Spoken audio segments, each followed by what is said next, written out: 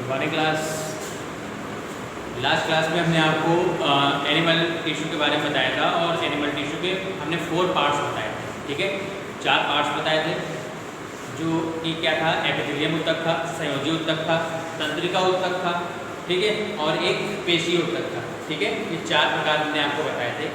Means क्या है, epithelial tissue, nervous tissue बताए थे, मस्कुलर टिश्यू बताए थे एंड कनेक्टिव टिश्यू। ये 4 प्रकार के हमने टिश्यूज आपको बताए थे। ठीक है, आज का जो हमारा टॉपिक है, सबसे पहला जो हमारा टिश्यू है एपिथेलियल टिश्यू, ठीक, या एपिथेलियम ऊतक। क्या है, एपिथेलियम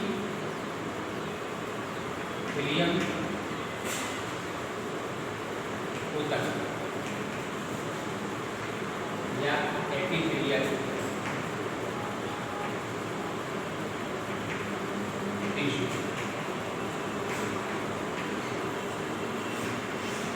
ठीक है, अब एपिथेलियल टिश्यू क्या होता है, समस्त जितने भी जीव जंतु होते हैं सभी में एपिथेलियल टिश्यू प्रेजेंट होता है, पाया जाता है।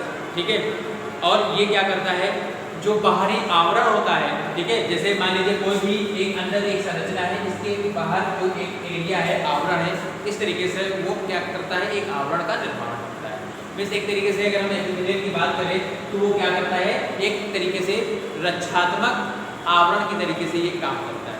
ठीक है, जो कि सभी कोशिकाओं में, जो जीव जंतु हैं उनकी कोशिकाओं में पाए जाते हैं। ठीक, तो ये जो होता है हमारे त्वचा, आंतरिक अंगों, श्लेष्मिक जो झिल्लियाँ होती हैं, ठीक है, या जो और भी सारे पार्ट्स होते हैं, वो सब इसी एपिथेलियल टिश्यू से निर्मित होते हैं, एपिथेलियल टिश्यू से बने होते हैं। ठीक है, और इसमें क्या है, ये शरीर के विभिन्न अंगों तथा अंग तंत्रों को एक दूसरे से अलग करने के लिए अवरोध का काम करते हैं या अवरोध का निर्माण करते हैं। ठीक है, मीन्स जो भी टिश्यू है सबके अपने विशेष फंक्शन होते हैं, सबके अपने विशेष काम होते हैं, जो कि एपिथेलियल टिश्यू क्या करता है, सारे जो क्या करता है, जितने भी टिश्यूज होते हैं उनको अलग करने का काम करता है। ठीक है, ताकि सभी टिश्यूज अपना अपना जो भी विशेष फंक्शन है उस फंक्शन को पूरा करें। ठीक है, ये जो है मुख गुहा जो होती है, ठीक है, जो माउथ कैविटी होती है, जो लंग्स होते हैं, फेफड़े जिसे बोलते हैं, ठीक है, स्टमक जिसे अमाशय कहते हैं, और जो हमारी इंटेस्टाइन होती है, ठीक है, इंटेस्टाइन में जो आंत होती है, ठीक है, आंत और रुधिर नलिकाओं के आंतरिक भागों में ये एपिथेलियम ऊतक पाए जाते हैं। ठीक है, ये प्रेजेंट होते हैं। ठीक है, इसके बाद इसमें जो रेशेदार आधार झिल्ली द्वारा आंतरिक ऊतकों से अलग करती है। ठीक है, ये क्या करती है, जो रेशेदार आंतरिक झिल्लियाँ होती है उनसे ये ऊतकों को क्या करती है, डिफ्रेंशिएट करती है, अलग करती है।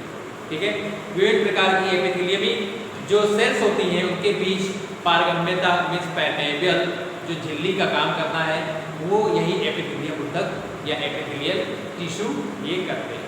ठीक है, अगर हम कहें संरचना और कार्य के आधार पर ये जो एपिथेलियल टिश्यू है इसको मुख्य भागों में बांटा गया है। ठीक है, अब वो पार्ट तो हमारे कौन कौन से हैं, जैसे हमारा जो पहला पार्ट है, ठीक है, पहला पार्ट जो दिया हुआ है इसको कितने भागों में बांटे गए हैं, इस तरीके से अगर हम बना लेते हैं तो पहला हमारा जो है वो क्या है, पट्टीदार उपकला होता है। ठीक है, क्या है, पट्टीदार उपकला ऊतक। ठीक, या इंग्लिश में इसको कहते हैं सिक्वेमस एपिथेलियम टिश्यू। ठीक है, क्या है, सिक्वेमस एपिथेलियल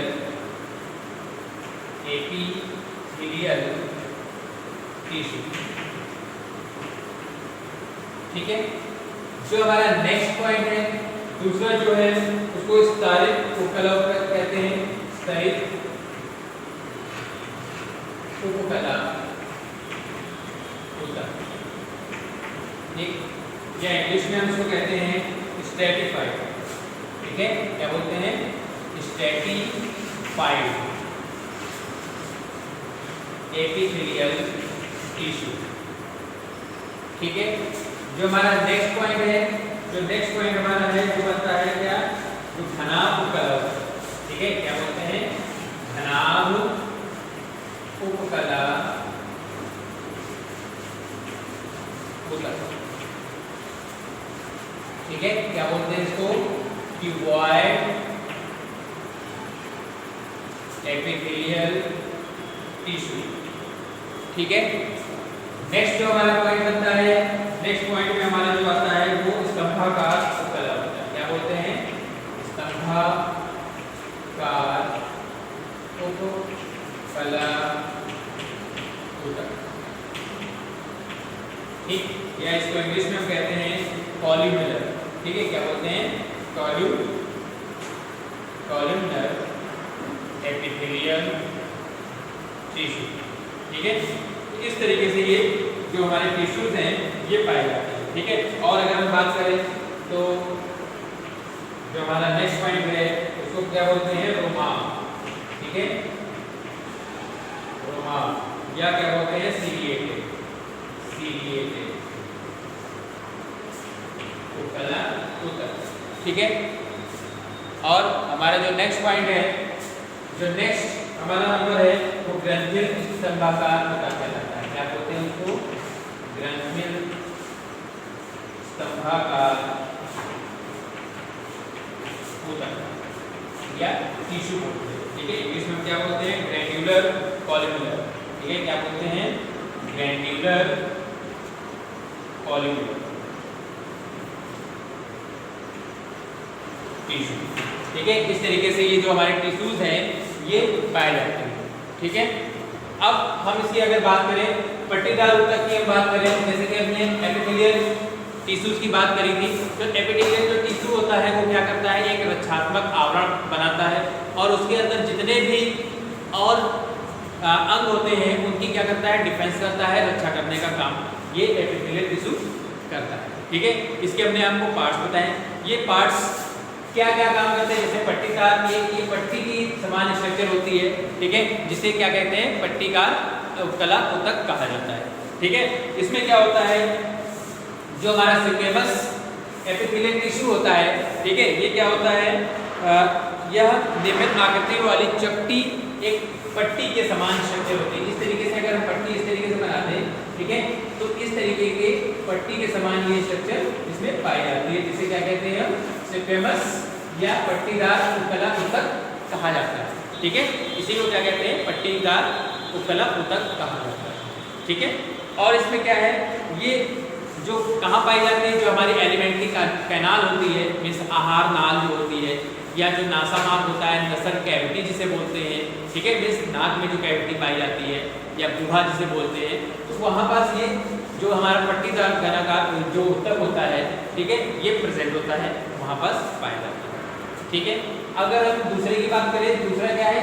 स्तरित या स्ट्रेटिफाइड बोलते हैं। ठीक है, इंग्लिश में क्या बोलते हैं? स्ट्रेटिफाइड एपिथेलियल टिश्यू या स्तरित उपकला ऊतक। ठीक है, वो क्या होता है? इसमें यह ऊतक त्वचा की आंतरिक परत तथा नेत्र के कॉर्निया का निर्माण करती है। ठीक है, क्या करती है? जो हमारी स्किन होती है, स्किन की जो आंतरिक जो झिल्ली होती है, उस झिल्ली का निर्माण करने में ये जो हमारे स्तरित उपकला या क्या है? स्ट्रेटिफाइड जो एपिथेलियल टिश्यू है, ये क्या काम करती है? जो त्वचा की आंतरिक झिल्ली होती है उसका निर्माण करती है, और जो हमारे नेत्र या आंखें जो होती हैं उसमें जो कॉर्निया होती है, कॉर्निया के जो भाग होते हैं, पार्ट्स होते हैं, ठीक है, उनका डेवलपमेंट या निर्माण करने में ये स्तरित उपकला ऊतक सहायता प्रदान करती है। ठीक है, इसी तरीके से अगर हम दूसरा बात करें, नेक्स्ट हमारा जो घनाभ उपकला ऊतक है, घनाभ उपकला ऊतक में क्या होता है? इसमें क्या होता है? इस प्रकार के ऊतक निर्माण की वाली कोशिकाएं घनाकार आकृति की होती है। ठीक है, एक घन लाइक स्ट्रक्चर इस तरीके से एक ट्यूब लाइक स्ट्रक्चर बना लेती है। ठीक है, इस तरीके से एक ट्यूब लाइक स्ट्रक्चर बनाती है और ये घनाकार आकृति कहलाती है। ठीक है, ये जो होती है वो कहाँ पाई जाती है? जो हमारा किडनी होती है, जो हमारे लार ग्रंथियाँ होती हैं, ठीक है, लार ग्रंथियाँ जो होती हैं, तो वहाँ पास ये जो घनाभ उपकला ऊतक है वो प्रेजेंट होता है। ठीक है, इसी तरीके से अगर हम स्तंभाकार कहें तो ये स्तंभ की आकृति बनाती है। ठीक है, स्तंभ की आकृति बनाने का एक विशेष कारण क्या होता है? ये ऊतक का निर्माण करने वाली कोशिकाएं एक स्तंभाकार आकृति का निर्माण करती है, और धीरे धीरे क्या है? ये कहाँ? और आंतों की भीतरी जो आंत होती है, हमारी इंटेस्टाइन होती है, उसको उसका डेवलपमेंट करने में बहुत ही सहायता प्रदान करती है। मान लीजिए किसी कारण जो इंटेस्टाइन है वो किसी तरीके से ब्रेकआउट हो जाती है, टूट जाती है, तो ये जो एपिथेलियल टिश्यू है इसमें जो आता है घनाभ, ठीक है, या जो क्यूबाइडल होता है, तो वो क्या करती है उसमें उसको निर्माण करने में बहुत ही महत्वपूर्ण योगदान देती है, सहायता करती है। ठीक है, नेक्स्ट हमारा जो है रोमाव, ठीक है, ये क्या है श्वसन, जो श्वसन नलिकाएं होती हैं उसमें ये पाई जाती है। ठीक है, सिलेटेड होती है, मीन्स एक रोम की भांति जो स्ट्रक्चर होती है। ठीक है, रोम जो होता है मीन्स जैसे हम कहें हाथ, हमारे हाथों में जो हल्के हल्के बाल टाइप दिखाई देते हैं उन्हीं को क्या कहते हैं, रोम कहते हैं, है ना। ठीक है, इसी तरीके से अगर हम किसी पौधे की बात करें तो जड़ में एक मेन रूट होती है और उसके बाद जो छोटी छोटी हल्की हल्की या पतली पतली जो संरचना होती है वही क्या कहलाते हैं, रोम कहलाते हैं। ठीक है, या कभी कभी तने में देखा होगा, तने में एक तना मोटा होता है लेकिन उसमें भी क्या होती है, छोटे छोटे रोम के समान, बाल के समान स्ट्रक्चर दिखाई देती है। ठीक है, तो वो सारी चीज़ें इसमें प्रेजेंट होती है, पाई जाती है। ठीक, नेक्स्ट हमारा जो है ग्रंथिक जो स्तंभाकार ऊतक होता है। ठीक है, मीन्स इंग्लिश में क्या होते हैं, ग्लैंड्यूलर कॉलमुलर एपिथेलियल टिश्यू। ठीक है, इसका क्या काम है, ये कहाँ पाई जाती है, ये ऊतक स्तंभाकार कोशिकाओं से बना होता है।